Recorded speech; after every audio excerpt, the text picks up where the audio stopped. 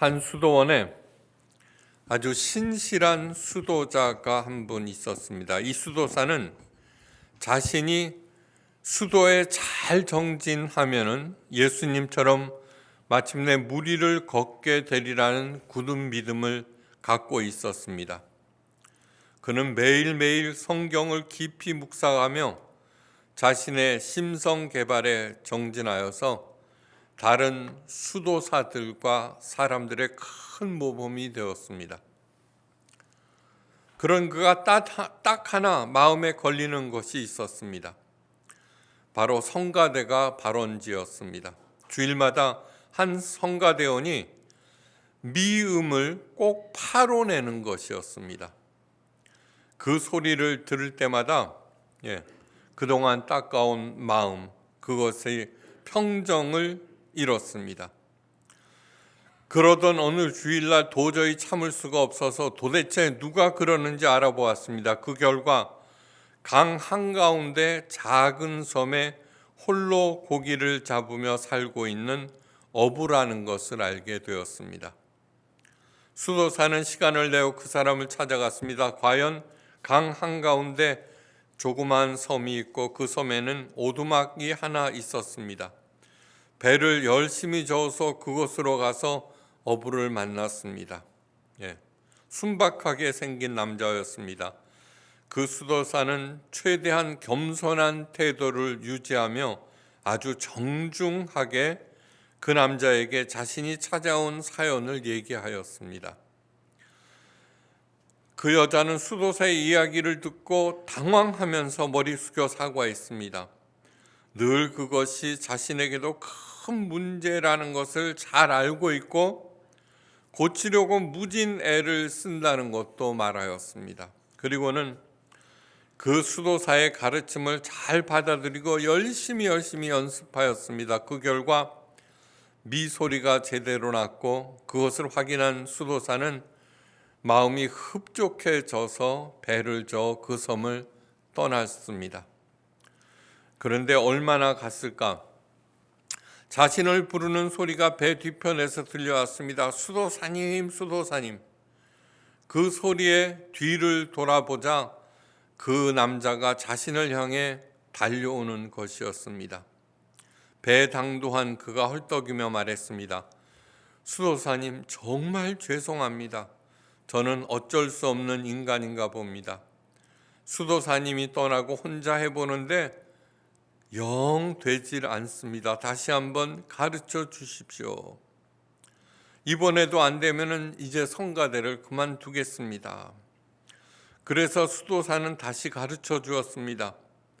그 남자는 머리 깊이 숙여 절을 올리고는 되돌아갔고 수도사는 넋을 잃고 그 남자의 뒷모습을 보고 있었습니다. 그 남자가 물 위를 걸어가고 있었습니다. 물론 지어낸 이야기입니다. 그 누구도 물 위를 걸을 수는 없습니다. 하지만 많은 생각을 하게 하는 이야기입니다. 자신이 가르친 사람, 자신을 그토록 존경하는 그 사람이 자기 자신보다도 훨씬 더 깊은 신앙의 사람이었습니다. 이제 마음을 가다듬고 본문의 사건으로 돌아가 봅니다. 오늘 본문 말씀의 시작은 예수께서 즉시 제자들을 재촉하사 자기가 무리를 보내는 동안에 배를 타고 앞서 건너편으로 가게 하시고 예수님께서 5천 명을 먹이시고 난 직후 아주 서둘러서 그 사람들을 집으로 돌려보내셨고 제자들에게는 즉시 배를 타고 건너편으로 가라고 하셨습니다. 왜 그러셨을까요? 사람들이 엄청난 기적을 본 후 분명 흥분하였습니다. 사람들이라면은 이때를 놓치지 않았을 것입니다. 자신의 능력을 과시하며 사람들의 지지를 더욱 고조시켰을 것입니다. 그리고 그 지지 세력을 가지고 무엇인가를 하려고 했을 것입니다. 그러나 예수님은 우리 인간들과는 전혀 다른 분이십니다. 당시 사람들은 지배자들의 학정과 수탈에 굶주렸습니다. 예수님과 같은 사람을 지도자로 세우면 자신들의 문제가 해결됩니다. 그러나 예수님께서 이 땅에 오신 이유는 그런 지역적인 문제 해결이 아니라 온 인류의 궁극적인 구원입니다. 그래서 무리들을 급히 되돌려 보냈고 그들과 예수님의 제자들을 분리시킨 것입니다. 예수님께서 예루살렘에 입성할 때 제자들의 기고만장함을 기억하실 것입니다. 그토록 열심히 제자들을 가르치셨지만 제자들이나 무리들이나 똑같았습니다. 나는 대단한 존재야. 그렇게 자신을 내세우는 것. 무리들과 제자들을 분리하지 않았다면 가롯 유다와 같은 제자들이 더 많아졌을 것입니다. 우리 자신을 한번 생각해 보십시오. 예수님은 무리들을 흩으시고 제자들을 갈릴리 호수 건너편으로 보내셨습니다. 그렇게 하신 다음 홀로 산으로 오르셨습니다. 무리를 보내신 후에 기도하러 따로 산으로 올라가시니라. 저물매 거기 혼자 계시더니 예수님께서는 해가 저물도록 산에서 홀로 기도하셨습니다. 우리들도 그래야 합니다. 사람들과 세상의 풍조에 휘둘리지 말아야 합니다. 좀 어려운 일이 있으면 하나님께서 왜 내게 이러실까? 이 사람 저 사람에게 묻지 마시고 또 일이 잘 풀린다고 목에 힘주고 희낙낙하지 마시고 묵묵히 차분히 하나님께 감사하며 맡은 일을 그냥 해나가시기를 간절히 바랍니다. 기도를 마치신 예수님께서 갈릴리 호수를 바라보니 심한 바람으로 큰 파도가 일어나서 호수 위의 배들이 큰 어려움을 겪고 있었습니다. 그때 시간이 성경 기록에 의하면 밤 사경이었습니다. 밤 사경은 새벽 3시부터 6시 사이를 말합니다. 해가 뜨기 직전 새벽 3시부터 6시 사이. 성경이 말합니다. 밤 사경에 예수님께서 바다 위로 걸어서 제자들에게 오시니라. 그러니까 해가 지고 난 후부터 예수님께서는 수시간 동안 기도를 하셨고 또 무리를 걸으셨음을 알 수 있습니다. 예수님은 축지법을 쓰지 않으셨습니다.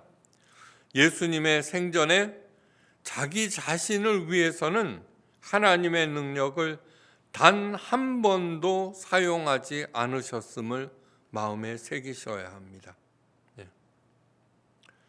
그러므로 자기가 뭐 잘한다고 절대로 내세우지 않기를 바랍니다. 저는 목회 44년 동안 교인들 위해 군림한 적도 없고 그리고 교인들을 휘두른 적도 없습니다. 겸손히 항상 맡은 일을 열심히 해나가는 저와 여러분 되시기를 바랍니다. 그렇게 나타나신 예수님을 보고는 제자들이 소스라쳐 놀라며 소리쳤습니다. 유령이다. 당연한 것입니다. 누구도 물 위를 걸을 수 없기 때문입니다. 예수님께서 말씀하십니다. 안심하라. 나니 두려워 말라. 제자들은 다시 한번 더 놀랐습니다. 아니, 예수님이 탄성이 저절로 터져 나왔을 것입니다. 그때 베드로가 느닷없이 말합니다. 주여, 만일 주님이시거든 나를 명하사 물 위로 오라 하소서. 그 그 말에 예수님께서 말씀하십니다. 오라.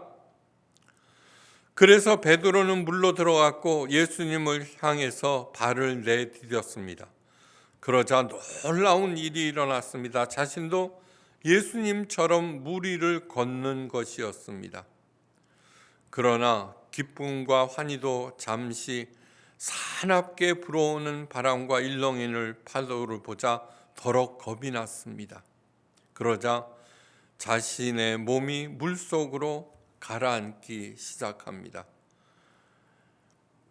이것은 무엇을 의미하느냐 그러면은 우리가 예수님을 향해서 언제나 눈길을 주어야 하고 주변의 상황에 눈길을 줄 때 그 상황이 어려울수록 겁이 나고 그러면은 그 상황에 깔아앉는다는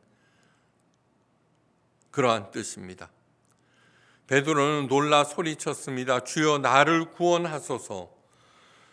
그 소리에 예수님은 손을 내밀어 물속으로 가라앉은 베드로를 건져 올리셨습니다. 이어서 말씀하십니다.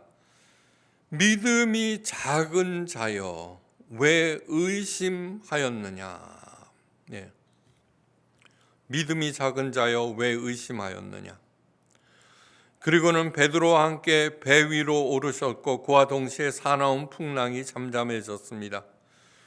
그 모든 광경을 지켜본 제자들이 예수님께 머리 숙여 절하며 진실로 하나님의 아들이로소이다고 한 목소리로 외쳤습니다. 얼마나 놀라운 일입니까? 그런데 이 믿기지 않는 이 모든 일이 사실입니다. 마가복음과 요한복음에도 기록되어 있습니다. 사복음의 복음서에 동이 기록되어 있습니다.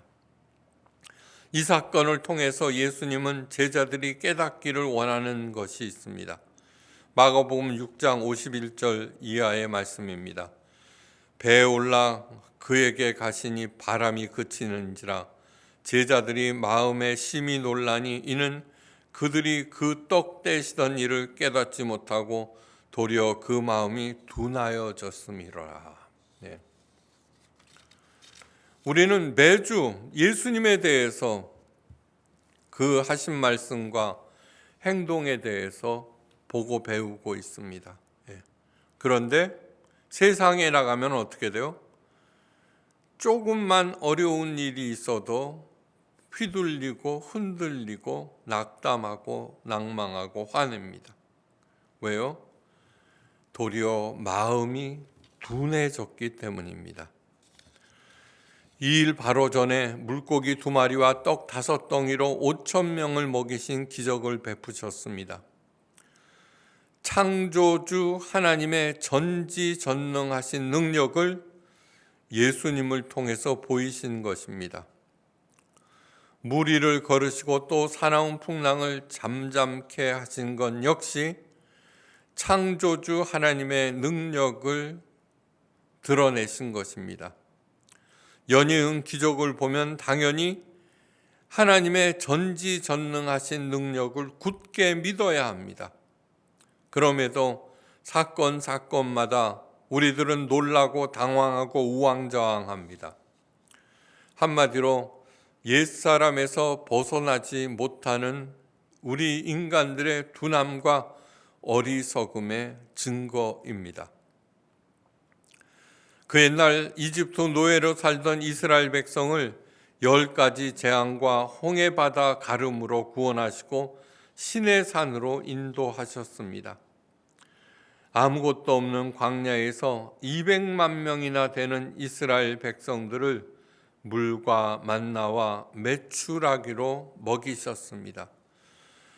그 자체가 모두 하나님의 능력을 드러내는 기적들입니다. 그런데 그 수많은 기적을 경험하고도 이스라엘 백성들은 어려움이 생길 때마다 원망하고 불평하고 배반하였습니다. 전혀 변하지 않았습니다. 그래서 모세와 여호수아와 갈렙을 제외한 1세대들은 광야에서 죽어야 했습니다. 우리들은 어떤가요? 우리들은. 저는 간증을 좋아하지 않습니다. 그래서 한 번도 무슨 희한한 일을 했다는 간증자들을 이 강단에 세운 적이 없습니다. 그 이유는 단 하나. 어려운 일이 있을 때마다 똑같이 반응하고 하나님의 뜻을 묻기 때문입니다.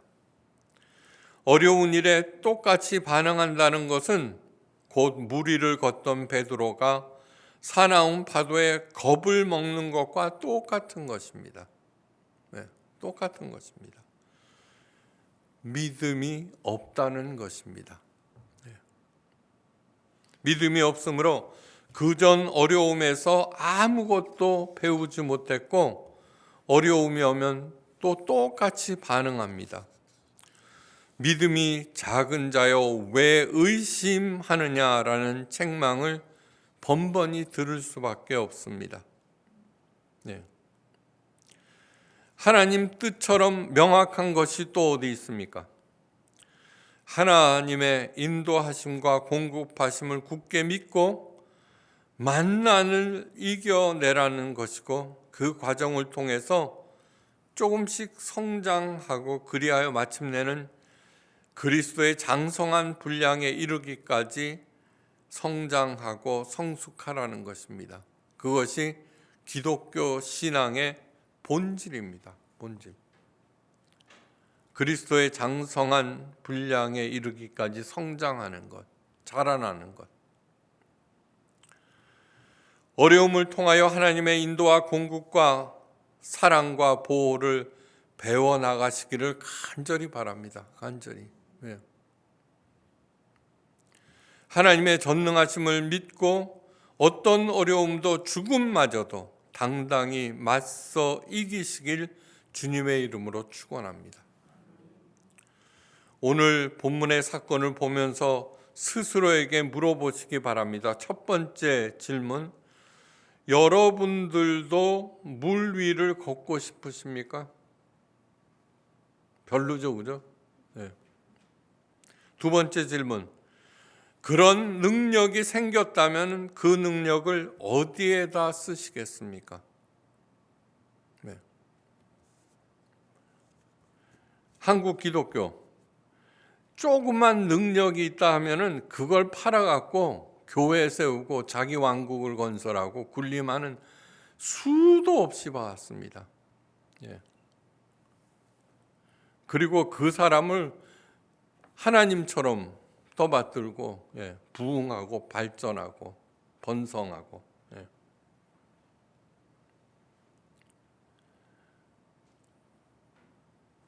그런 것들이 진짜 신앙이 아니라는 것을 보여주기 위해서 포에마 예수교회를 시작하는 것입니다.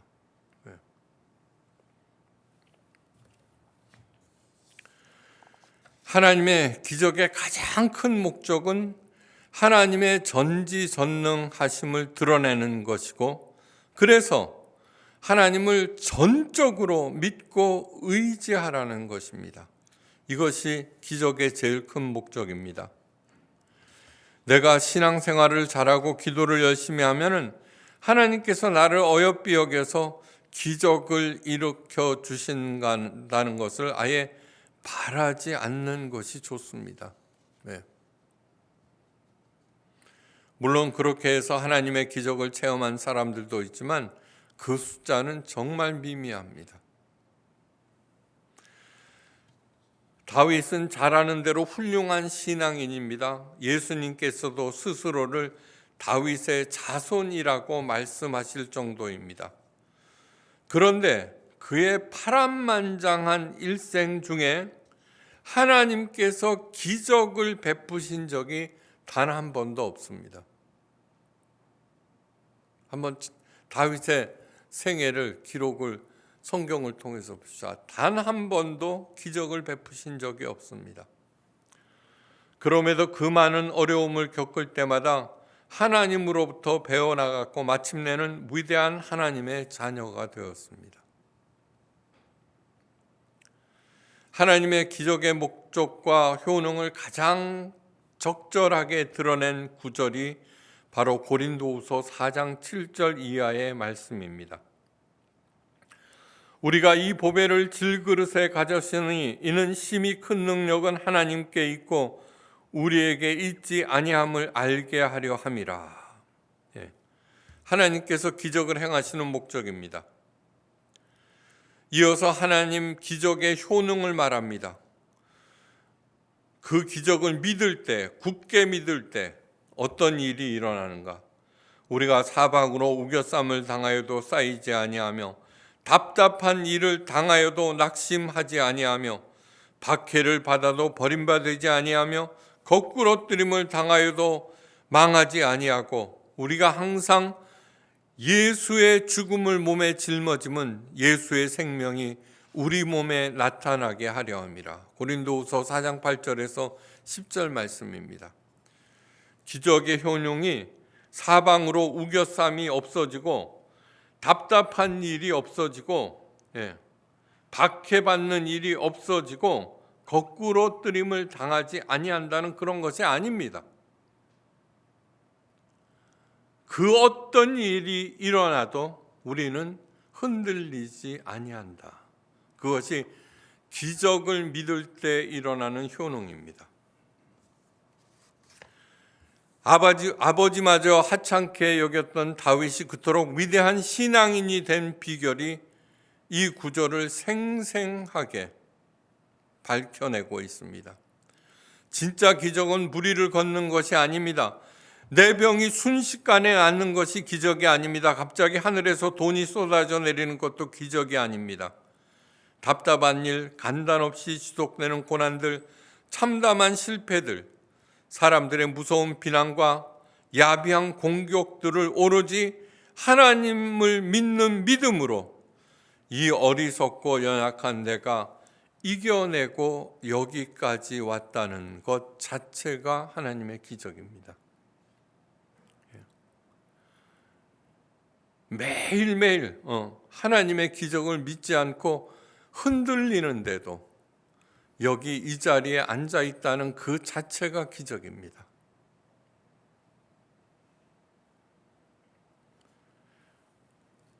그래서 마침내 하나님의 생명 곧 예수님의 부활을 내 온몸으로 체험하는 것 그 자체가 바로 하나님의 기적입니다. 캐롤린 마틴은 뇌속마비로 태어납니다. 침을 흘리고 팔과 머리가 계속 흔들리며 발음도 정확하지도 않아서 사람들은 그녀를 정신지체 장애자라고 오해하였습니다. 그녀는 뇌성마비 자체보다도 사람들의 오해가 더 슬펐습니다. 누구도 받아주는 것이 없어 정신지체 장애병원에서 15년을 지낼 수밖에 없었던 캐롤린은 의미 있는 삶을 찾아서 독립하기로 결심합니다. 뜨거운 차를 잔에 붓는 것을 배우는 데만 무려 4개월이나 걸렸습니다. 일상의 삶 자체가 너무너무 어려웠지만 차근차근 견디고 또 이겨냈습니다. 고등학교에 등록해서 졸업했고 이어서 야간대학에서 공부합니다. 2년 학위 과정을 7년 걸쳐서 마치고 난 후 캐롤린은 하나님과 성경에 대해서 더 많이 알고 싶어서 신학교에 입학합니다. 신학교에서는 모든 학생들이 한 번은 설교를 해야 하는데 그날이 왔습니다. 캐롤린은 온 힘을 다해 설교를 준비했습니다. 마침내 예배 시간이 되었고 캐롤린은 한 친구에게 자신이 쓴 설교문을 읽어달라고 부탁합니다. 캐롤린은 단장 왼쪽에 앉아 있었습니다. 가끔씩 머리와 팔은 제멋대로 움직였고 침이 계속 흘러 브라우스에 떨어졌습니다. 그 친구가 설교문을 읽기 시작하였습니다. 과연 어떤 설교를 할까? 시간이 흐름에 따라서 사람들의 호기심은 집중은 충격으로 마침내 큰 감동으로 바뀌었습니다. 우리가 이 그릇을 질그릇에 가졌으니 이는 심히 큰 능력은 하나님께 있고 우리에게 있지 아니함을 알게 하려 함이라. 그 말씀에서 캐롤린의 통제불능의 육체 한가운데 생생하게 누구보다도 굳건하게 살아계신 하나님의 실체를 신학생들이 본 것입니다. 캐롤린은 누구보다도 정상적인 정신과 누구보다도 고귀한 영혼을 가지고 있었던 것입니다. 그 이후 많은 친구들이 생겼고 필립 얀시는 가장 친한 친구가 됩니다.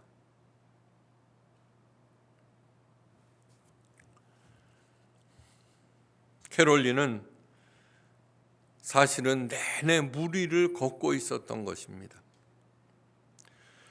2차 세계전 당시 죽음의 수용소 아우슈비츠에 갇혀 지내면서도 일기를 쓰기를 잊지 않았던 에티 힐레슘이라는 젊은 여성은 누구도 방해할 수 없는 하나님과의 대화라는 글을 남깁니다.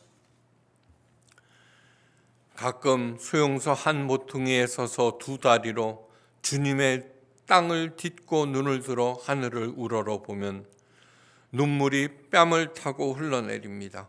하나님에 대한 깊은 감동과 감사의 눈물입니다.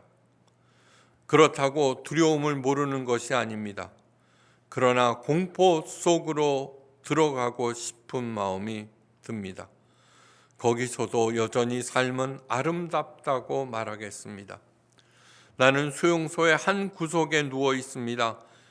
바싹 말라 뼈만 남았습니다. 현기증이 나고 열이 올라서 아무것도 할 수 없습니다. 하지만 내 곁에는 꽃 화분이 있고 창문 너머로는 한 조각의 하늘이 보입니다.